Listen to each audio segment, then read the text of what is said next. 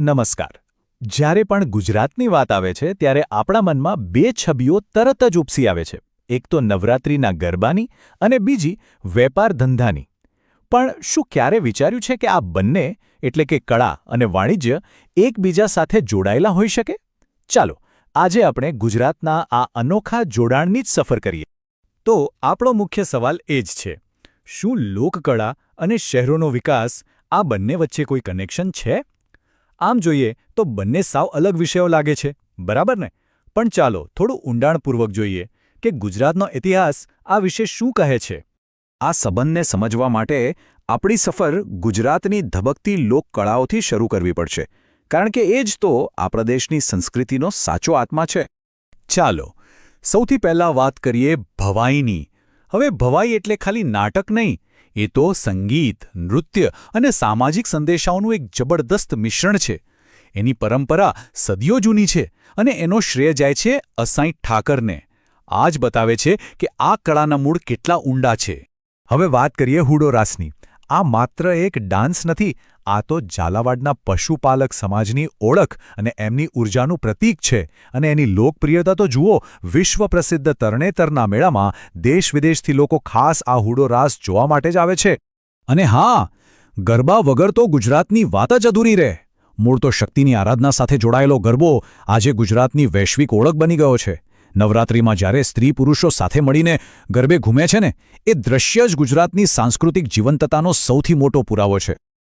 તો આ તો થઈ પરફોર્મિંગ આર્ટ્સની વાત, પણ ગુજરાતની કળા અહીં અટકતી નથી. ચાલો હવે જોઈએ એ કળા જેને આપણે સ્પર્શી શકીએ છીએ, એટલે કે અહીંના કારીગરોના હાથનો જાદુ.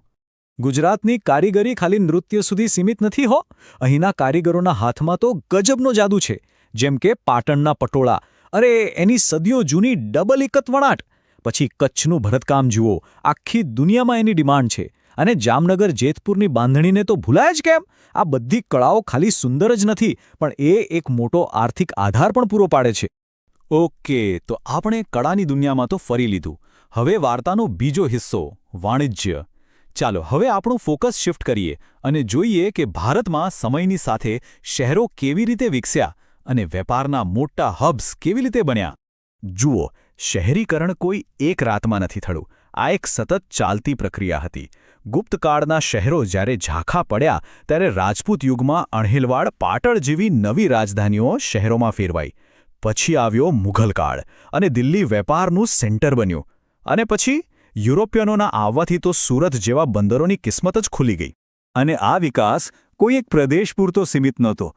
ઉત્તરમાં દિલ્હી લાહોરથી લઈને દક્ષિણમાં હમ્પી સુધી અને પશ્ચિમમાં આપણા સુરત અમદાવાદથી લઈને મરાઠા સામ્રાજ્યના પુણે વડોદરા સુધી સમગ્ર ભારતમાં વેપારના મોટા કેન્દ્રો આકાર લઈ રહ્યા હતા. અને હવે આપણે આવી ગયા છીએ આખી વાતના ક્લાઇમેક્સ પર, જ્યાં કળા અને વાણિજ્ય આ બંને વાર્તાઓ એકબીજા સાથે જોડાય છે. હવે એ જોઈએ કે કળાના એ નાજુક તાંતણા વેપારના મજબૂત દોરા સાથે કેવી રીતે વણાયા. આને સમજવા માટે ચાલો હમ્પીનું ઉદાહરણ લઈએ. વિજયનગર સામ્રાજ્યની રાજધાની. હમ્પી ખાલી રાજકીય સેન્ટર નહોતું, એ કળા અને વેપારનું પણ મોટું હબ હતું. એ જમાનામાં આવેલા વિદેશી મુસાફરોના વર્ણનો અને ત્યાંથી મળેલા સોનાના સિક્કાઓ સાબિત કરે છે કે અહીંથી છેક યુરોપ સુધી સુતરાઉ કાપડ, રેશમ અને મસાલા જેવી વસ્તુઓ નિકાસ થતી હતી. હવે આવીએ આપણા ગુજરાત પર અને ખાસ કરીને સુરત પર. 16મી સદીમાં સુરત ભારતનું સૌથી અગત્યનું કમર્શિયલ સેન્ટર હતું. વિચાર કરો, આખા ભારતનું. પણ સવાલ એ છે કે કેમ? એવું તે શું હતું સુરતમાં?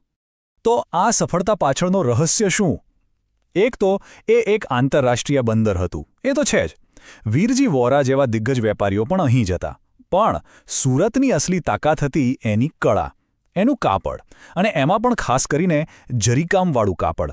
આખા વિશ્વનું સૌથી મોટું બજાર હતું સુરત. બસ અહીં જ કળા અને વેપાર એક થઈ જાય છે. તો જુઓ, આખું ચક્કર કેવી રીતે ચાલ્યું. દુનિયાભરમાંથી જરીના કાપડ જેવી હસ્તકલાની ડિમાન્ડ આવી. આ ડિમાન્ડને કારણે વેપાર વધ્યો. વેપારને ટેકો આપવા માટે મોટા મોટા ગોદામો બન્યા.